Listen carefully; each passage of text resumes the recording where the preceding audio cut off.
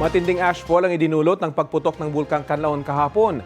Update tayo sa sitwasyon sa Negros Occidental sa ulat on the spot ni Eileen Pedreso ng GMA Regional TV. Eileen?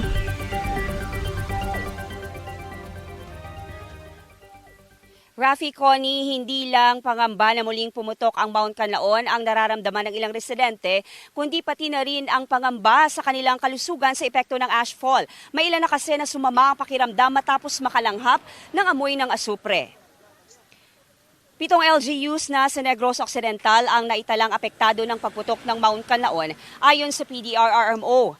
Karamihan sa kanila may naitalang ashfall, isa na dito ang La Carlota City.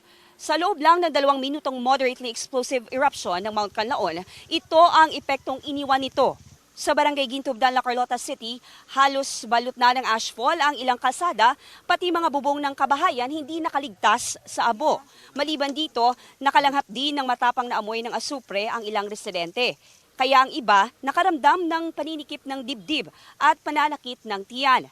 Kaninang umaga, sinimulan ng ilan ang paglilinis ng mga bubong at loob ng bahay. Budlay gid mami kayo do siminto sa gapilit sa sa mga atop namon kay sa dalan. Ang ginasudsod ko lang gani isang gunaho kay nang hindi siya madala sa silhig. Kadamo gid. Kundi ni matinuan mabuslot niya mo na top.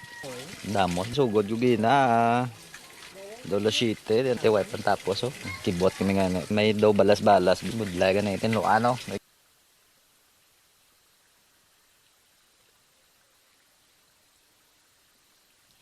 Nananawagan ngayon ang PDRRMO sa mga residente na mag-report sa LGU sa oras na mamonitor ang ashfall.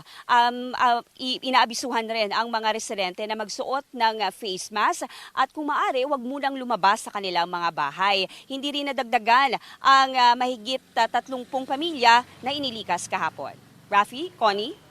Maraming salamat, Eileen Pedreso.